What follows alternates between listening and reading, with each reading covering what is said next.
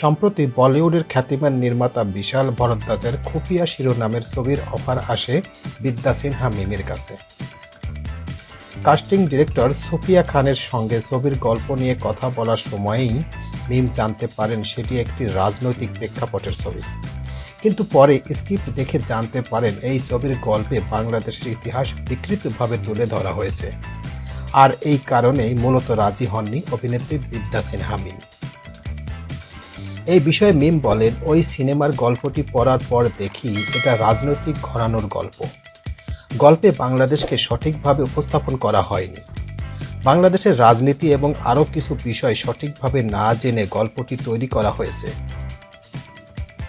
সব কিছু ভেবে মনে হয়েছে এই ধরনের ভুল উপস্থাপনের কোনো কিছুতেই আমার যুক্ত হওয়াটা ঠিক হবে না। আমার পরিচিত কয়েকজনের সঙ্গে বিষয়টি নিয়ে আলাপ আলোচনা করলে তারাও বলেন প্রস্তাবটি ফিরিয়ে দিতে। এরপর বিনয়ের সঙ্গে আমি তাদেরকে না করে দিই। এরপর জুলাই মাসে হোয়াটসঅ্যাপের মাধ্যমে প্রস্তাবটি দেওয়া হয় মেহজাবিন চৌধুরীকে। মেহজাবিন বলেন, বলিউডে গুণী পরিচালক বিশাল ভরদ্বাজের ছবির কাস্টিং ডিরেক্টর আমার সঙ্গে যোগাযোগ করেছিলেন। শুরুতে বিশ্বাস না হলেও পরে বুঝতে পারি তারা গল্পের প্রয়োজনেই বাংলাদেশের কোনো অভিনেত্রীকে খুঁজছেন। এরপর পুরো গল্পের সিনপসিস দেখতে চাই।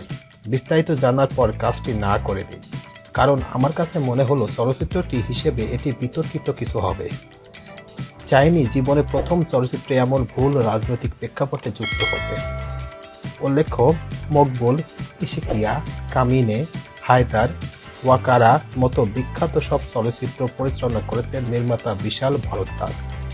তার সিনেমায় কাজ পাওয়ার জন্য মুখিয়ে থাকেন অভিনেতারা, কিন্তু সুযোগ পেয়েও দেশের কথা ভেবে তা ফিরিয়ে দেন এই দুই গুণী অভিনেত্রী।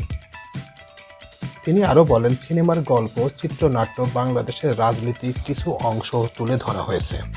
সিনেমার সেই চরিত্র অভিনয় করলে বাংলাদেশের রাজনীতিকে ভুলভাবে তুলে ধরা হতো। দেশের প্রতি ভালোবাসা থেকে এই সিনেমা করিনি। মূল বিষয় হচ্ছে আমার দেশটাকে ছোট করার কোনো ইচ্ছা আমার নেই, সেই কারণে আমি রাজি হইনি।